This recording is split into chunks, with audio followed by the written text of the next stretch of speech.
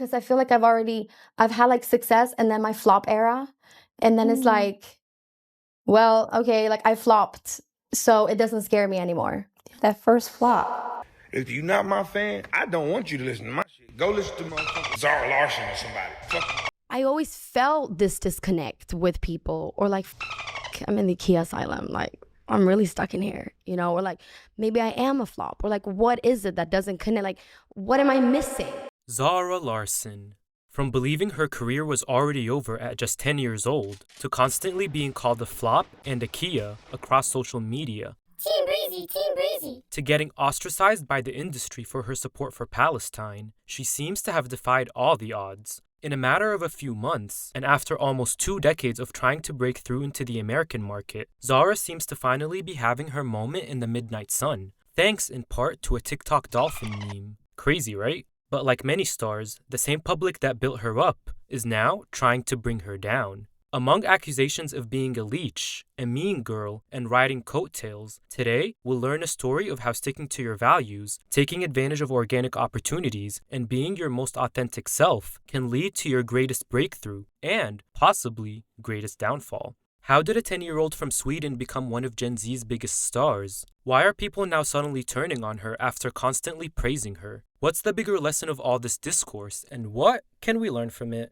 Welcome back to Stillcake, where we discuss various topics of online media and pop culture. I'm your host, Cake, and let's dive into today's subject. Now, we can't talk about Zara Larsson without talking about the Khia Asylum, the place where Zara is believed to have spent the majority of her life before breaking out last year. No, I'm just kidding. The Khia Asylum is actually a puerile construct that originated from no other digital utopia than Stan Twitter. That'll do it. User Pop Ate My Heart coined the concept of the asylum in 2024, and nowadays, calling someone a Khia can be considered derogatory. Rapper Khia, who sang the infamous My Neck, My Back in 2002, is patient zero of the asylum's many inmates. Why this poor lady is being used as the poster girl for pop floppery may forever remain a mystery. The very credible source, Flop Talk Wiki, describes the requirements needed to be an inmate in the asylum. They include having little to no minor hits on charts, check. Having no specified aesthetic, check. Not having a well-known personality, check. Having left no cultural impact, check, and check.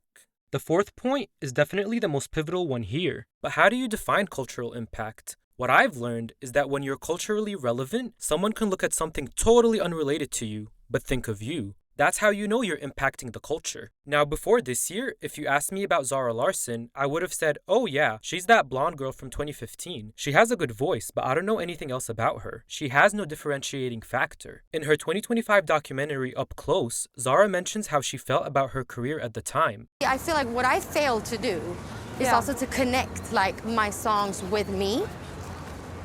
Yeah, Like a lot of people know the songs. Yeah. They don't know I sing them, Yeah. you know? Yeah. So yeah, I've got the hits. I got no cultural relevance. And she sure did have hits. Lush Life and Symphony were huge, but they failed to connect the art with the artist. Many people online and even my friends in real life didn't know that she sang in Clean Bandit's Symphony. Little did Zara know, in just a few months following her documentary, her whole life would change and she'd finally get that cultural relevance she always desired. In recent years, a few inmates found their niche and have broken out of the asylum. They include Sabrina Carpenter, Charlie XCX. I don't know though, she might be back in there. And Chapel Roan. 2026 seems to be Larsson's year of sweet freedom. Or is it? Like many of these artists, Zara Larsson's journey is a masterclass in playing the long game, despite the hate, failures, year-long breaks, and self-doubt. To understand how she got to this point, we have to go back to the beginning. On December 16, 1997, in Solna, Stockholm, Sweden, Zara Maria Larsson was born dead due to lack of oxygen from a nuchal cord. Alhamdulillah, however, she lived to tell the tale. She grew up in a loving home in Talkjogen, south of Stockholm, with her sister Hanna and their parents, Agneta and Anders. Anders was a military officer who wasn't around much. But also my dad was away a lot. My dad wasn't really home like that. He was always on a mission, or I don't know what he was doing. He was just gone. Zara describes him as being a fun dad when he was home. Agneta, on the other hand, was a nursing assistant and the matriarch of the household. Although she didn't come from a musical family, Zara started singing when she started speaking and has always been a performer, even if she was just performing in front of her small family. Since the age of 5, she knew that she wanted to become immortal like Elvis Presley. Damn girl, big dreams. After the 3rd grade, she transferred to the Royal Swedish Ballet School, where she was surrounded by other young and talented performers. She would go on to do some voice acting and perform in musicals, but even at just 10 years old, Zara knew she wanted more. In 2008, she went on to compete in Talang, Sweden's version of Got Talent. Unlike American Idol or The X Factor, Got Talent didn't have an age requirement, so 10-year-old Zara was allowed to compete. In her audition, she performed Whitney Houston's Greatest Love of All, where she stunned the audience with her powerhouse of a voice. If I fail, if I succeed, at least I live as I believe. No matter what they take from me, they can't take away my dignity. The greatest love of all it is to do.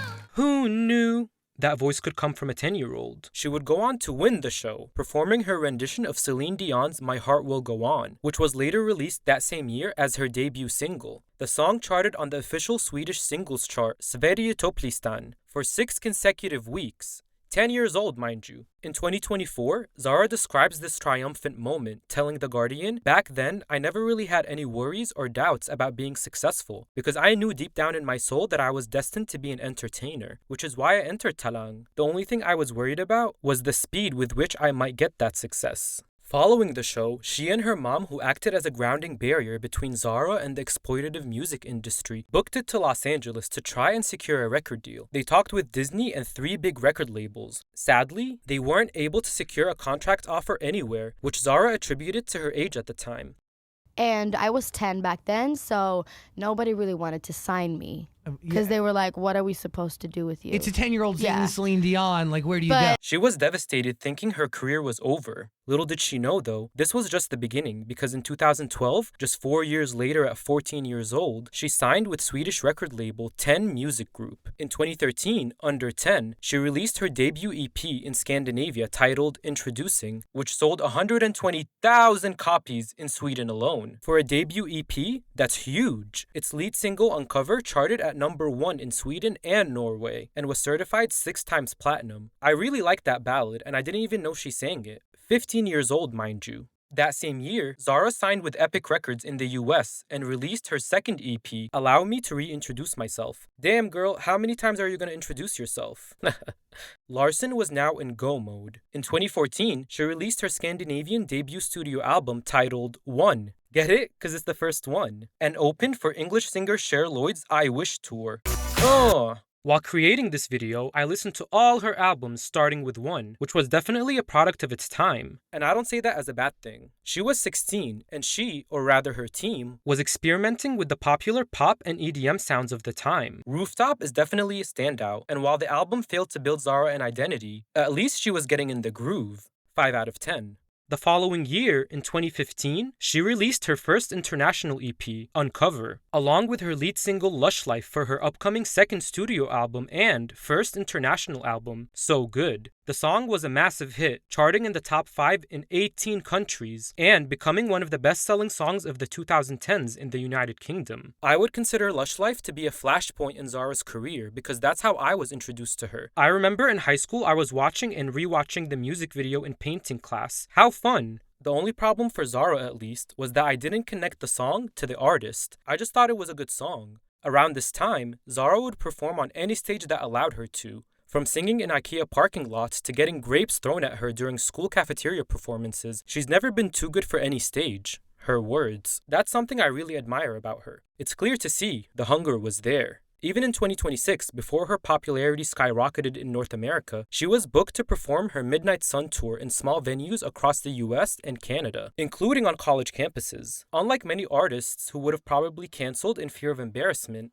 Zara locked in and rocked those stages. At least no grapes were thrown this time. Following Lush Life, she released So Good's second single, Never Forget You, which was the first song she ever wrote, alongside British artist MNEK, who was still one of Larsson's main collaborators and a huge contributing factor to her success today. Never Forget You reached #1 in Sweden, #3 in Australia, and #5 in the UK, and was certified platinum in Sweden after only 2 weeks. I remember the song also being quite popular in the US. Around this time, Zara said she felt ready to break out of Scandinavia and Europe and take on international success because of her experience releasing 2 EPs and 1 album back home. Little did she know, it would take her more than a decade to reach the level of success she truly wanted. In the meantime, however, she continued to release singles for So Good. And in 2016, while she didn't graduate high school, she was named one of Time's 30 most influential teens of 2016. Who needs school when you got that, am I right? Just kidding, stay in school, kids. Word from the wise. So Good had 8 singles, which is crazy to me. One of them being Clean Bandit's Symphony, one of my favorite Zara Larsson songs. Symphony, with lovely braces and all, topped the charts in Scandinavia, becoming her 5th #1 in her home country and earned her first #1 in the UK. In March 2017, So Good was released to critical acclaim, becoming her 2nd #1 album in Sweden and peaking in the top 10 in Australia, Denmark, Finland, Netherlands, New Zealand, Norway, and the UK. She was doing the damn thing in Western Europe. In early 2017, it broke records as one of the most streamed debuts by a female artist on Spotify with over 1.3 billion streams. Damn! Although it's a collection of singles, I would definitely consider this to be her first album because unlike her previous releases, for this project, she wanted to write and be part of the creative process. Apple Music describes So Good as fearless and unapologetically confident, and I have to agree. So Good is so good. It definitely feels more mature as though she's beginning to find her voice. Although like One, it's a product of its time, it has a lot of variety from ballads to pop to the lit EDM sounds of the mid-2010s. It's definitely a hit album. Miss Larsson did not come to play with this worldwide debut. 9 out of 10. To this day, So Good remains Zara's most successful album, numerically that is. Unfortunately, this massive success would lead to her doubting herself, her abilities, and her voice for years to come. Did she burn too bright? So Good's success proved to be a blessing and a curse. A blessing because it put Zara on the map, and a curse because it now set the bar on the numbers all her subsequent albums must reach in order to be considered successful. She was stuck in her head, and in making the songs, she discovered she's a perfectionist that's never truly satisfied, because things can always be better. Pfft, I know that feeling. Because sometimes I think I put so much pressure on myself, and especially on a second album, when the first one went really well, I just felt like, well, if I wait a little longer, maybe it could be more successful or better and all of that. And I think the truth is, you just have to keep releasing music and like keep people in the loop and keep everyone satisfied and happy dancing to your songs, and then just do it. Don't overthink it. I think I get stuck in my head sometimes. She told Apple Music, after So Good, she felt a lot of pressure to make something even better, which can hinder you. Although it was planned to be released in spring 2019, Poster Girl kept getting pushed back and was finally released 2 years later in March 2021. The album performed well commercially in Europe, debuting at #3 on the Swedish albums chart, #12 on the UK albums chart, and #170 on the US Billboard 200 chart. Even though she waited 4 years, the majority of the album was completed in the last week. It goes to show how when we doubt ourselves, we can get stuck and sabotage our next move, when we should have just trusted ourselves to begin with. Zara's Poster Girl era reminded me of this quote from a series of unfortunate events. If we wait until we're ready, we'll be waiting for the rest of our lives. And it's so true. In my initial listen, Poster Girl was quite mid and inferior to So Good, but the more I listened to it, the better it seemed to get. I feel like in today's world, we digest and dismiss art so quickly because there's just so much to consume. It's nice to sit down and revisit art because you end up noticing and liking things you didn't the first time. This EDM dance pop album has sad lyrics with happy beats. The standout songs for me were the title track, Right Here, Look What You've Done, and Triple F. I only wish Poster Girl would have been more introspective about how she dreamt of being on a poster when she was younger, like the idols she had on her walls growing up. It's what she said herself when another artist was accused of copying her concept. Come on, Gert. She should have made the title track about that yearning to become someone's poster girl like Beyoncé was for her. That's what I assumed looking at the album title and cover. But instead, she wanted to make it about Zaza. No shade, because that's probably my favorite song off the album. LOL. Overall, I think the final product, while great, shows her uncertainty and apprehensiveness at the time. 8 out of 10. In 2022, a year following Poster Girl, Zara bought her entire music catalog and left 10 Music Group to start her own record label, Summer House. 2 years after that, in early 2024, she released her fourth studio album, Venus, to positive reviews under Epic Records and Summer House. Although the album didn't chart on the Billboard 200, it was a lot more cohesive than Poster Girl. The fourth single, You Love Who You Love, is one of her best songs ever. I would argue it's the catchiest song in her whole discography. Girl, give 'em up, give 'em up.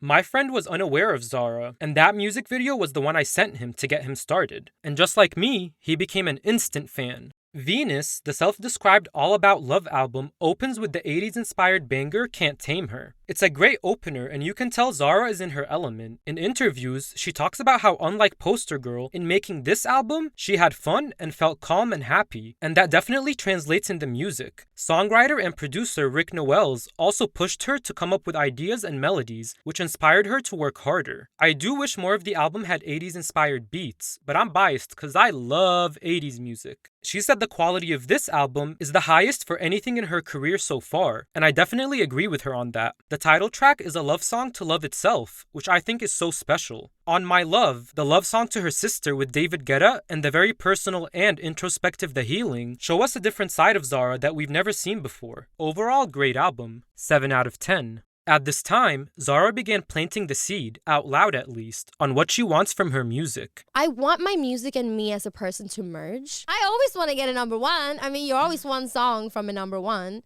So that's always my goal. Like, I want mainstream world domination. She told The Guardian that like how she felt during Poster Girl, she's still struggling with her identity. While she never doubted her ability as an artist, it's hard to distill who she is as a person via her music. Who knew she would be saved by a dolphin meme? In August 2024, a few months after the release of Venus, TikTok user Erratit posted Lisa Frank-style Dolphin set to Larsson and Clean Bandit's song Symphony, alongside the caption, I'm depressed. The original video had been viewed over 4 million times. The meme, which highlighted the contrast between feeling depressed but still holding on to hope, and seeing the beauty of life, blew up, and chronically online Zara joined in. And I don't say chronically online lightly. In a recent interview, it was revealed that her screen time was 16 hours.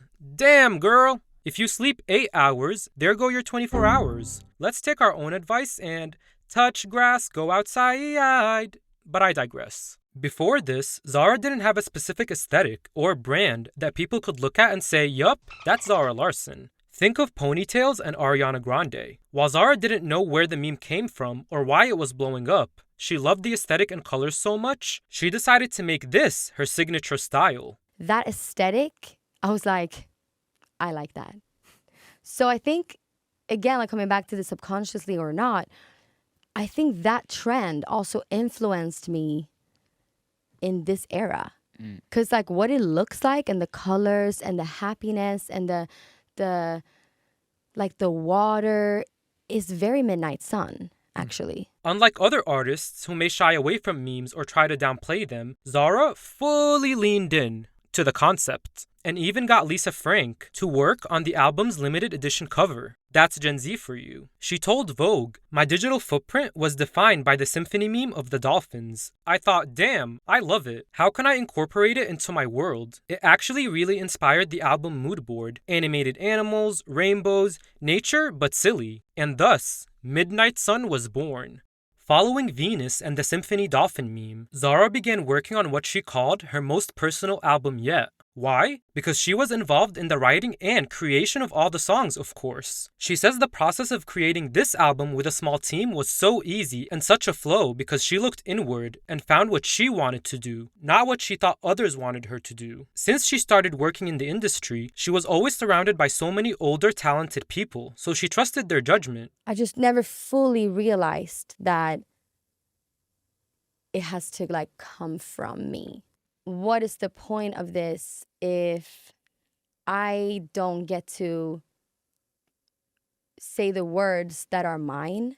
Because I am a very expressive person and I have a lot of things to say and I have like my style, my taste, like I have all of that. So it's like, but it's crazy if I wouldn't tap into myself and share that with the world. In April 2025, she released Pretty Ugly as the lead single for her 5th studio album, Midnight Sun. After listening to the album, the choice of this being the lead single is interesting to say the least. It's the odd one out, the black sheep you could say. She should have gone with Blue Moon or Crush. 2 months later, however, the title track was released in June 2025 as the second single from the album, becoming a hit in Europe and earning her her 5th entry on the US Billboard Hot 100 chart. The song also received a Grammy nomination for Best Dance Pop Recording, Zara's first Grammy nomination. Yay! I love this song. It has such good being one with nature vibes. The album, which she describes as a nod to internet culture, was released in September 2025 to critical acclaim. Although it debuted at 119 on the Billboard 200 chart, Midnight Sun catapulted Zara Larsson's name to new heights, helping her build that cultural relevance she always craved. Midnight Sun is definitely Larsson's most cohesive and introspective project yet.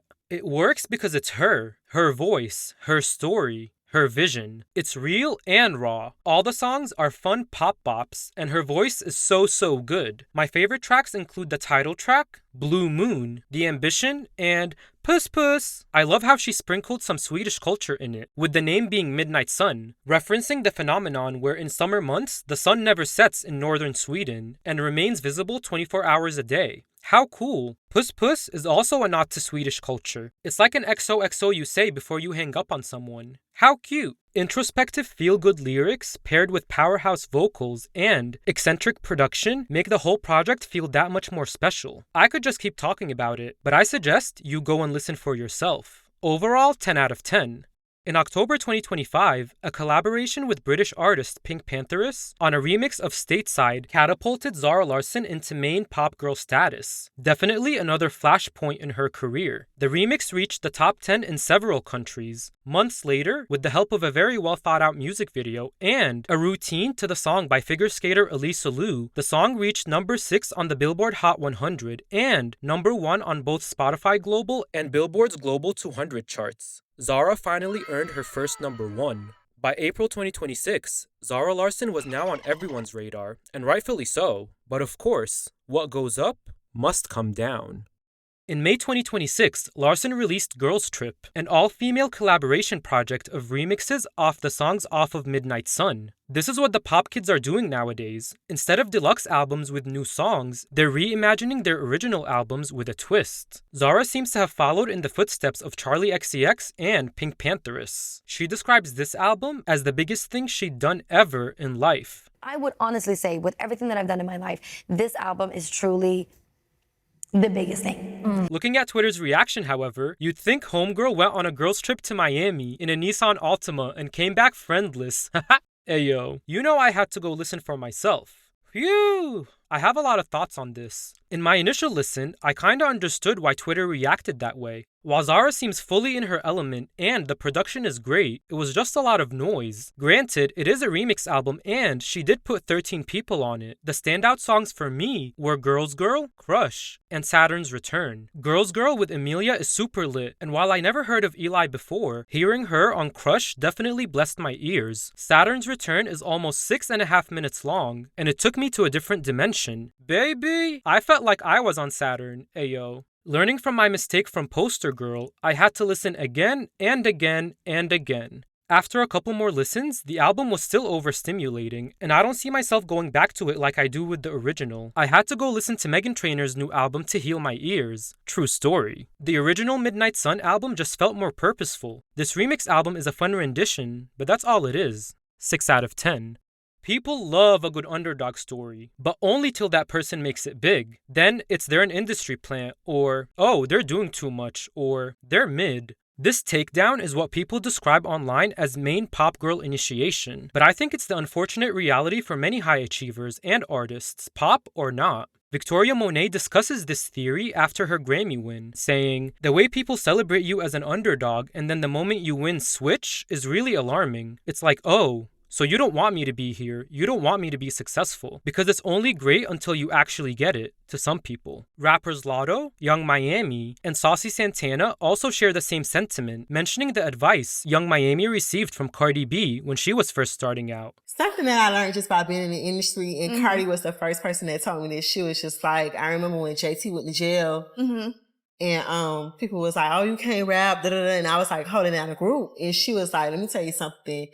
the more you become famous, the more success you get. Like, people root for you. Yeah. When you in the hood and you trying to make it out. But that moment once you get it, hit the lottery and you in your bag, they're gonna bring now you they hate on you. down. On God. Zara even predicted it herself. I think that's also what's fun about being, you know, on the way somewhere. Like, I'm trying to live in the love because everybody loves an underdog. But I also can't wait for the moment where I'm starting to, like, get the haters coming in, because then you know I'm up here. And it's so funny how it's always the most self-righteous people with Bible verses and peace and love in their bios commenting the most unhinged shit because they feel invincible behind the screen. When I think about it, I believe one of the reasons people turn on you once you make it is because they no longer feel as close to you or your grind as before. When you're still on the come up, people are rooting for you because maybe they see themselves in you. But once you level up, now you're in a different tier that's not as achievable. It's a very complex topic, but I'd love to hear what you think in the comments.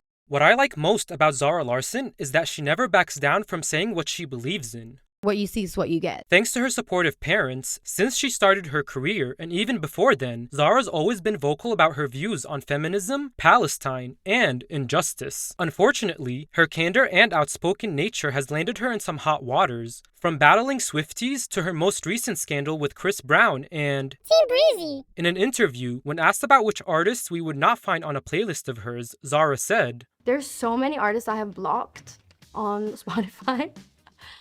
And all of them are like abusers. You certainly wouldn't find like a Chris Brown song. Hi. This isn't the first time she's spoken out against Chris Brown. Of course, his minions had to go on the attack and spam Zara's posts with Team Breezy comments. That wasn't the end of it though, because when Chris Brown released his new album, Pitchfork rated it a 1.4 out of 10. And he went on Instagram with this unhinged rant. Team Breezy.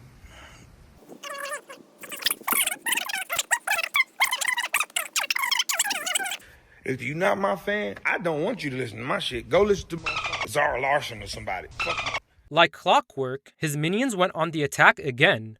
If we go back to more than a decade ago, we see that Zara's been speaking her mind. In 2015, she posted a picture on Instagram with a condom on her leg, disproving the idea that some PPs are too big for condoms. In 2017, at just 19 years old, Zara received major backlash for her strong feminist values and was asked if she was worried about it ruining her career. Women's rights are more important than my career, she stated, wise beyond her years. Since 2021, Larsson has expressed her criticism of Israel upholding apartheid and for their ruthless treatment of Palestinians, while also affirming the importance of standing up against anti-Semitism. In her documentary Up Close, she talks about how speaking out for Palestine led to her being cancelled like never before. When I say like free Palestine, I've never been canceled like that before. I got pulled off of shows or canceled like award show performances or like have deals being taken from me.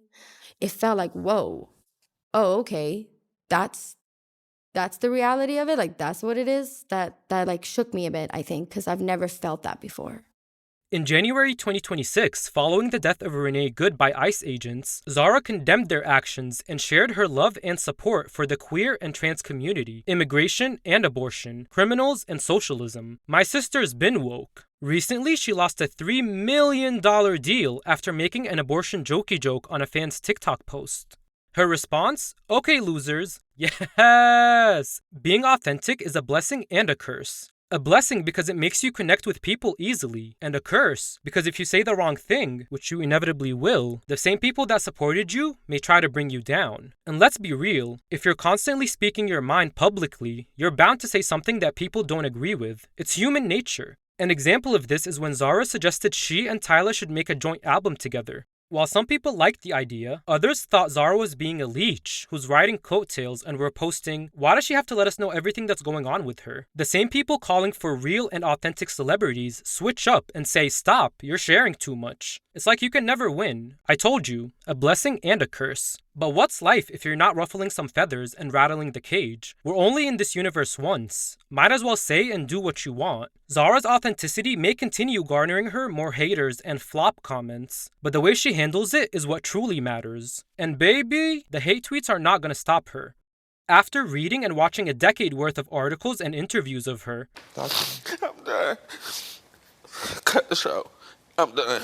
I've gained so much respect for Zara Larsson. That 18-year-old I watched on Zach Sang is the same as the 28-year-old on The Today Show, just a lot more confident and in tune with herself. Her story is one of shameless authenticity, relentless tenacity, and unwavering self-belief. It's why she's so successful today. Like Sabrina Carpenter, Charlie XCX, and so many others, Zara's journey teaches us that what often looks like an overnight success is actually decades of hard work and determination. The key is to keep going. In the wise words of the Swedish pop star, it just has to come from within, and I'm the source. Now it's like I can't really flop, because if you create something and you love it, that's a win in itself. And if people aren't enjoying it, then I don't know, that's not really my problem. Thank you all so much for watching. I hope you liked this video. Make sure you like and subscribe, and I'll see you next time. Cake out! Puss puss!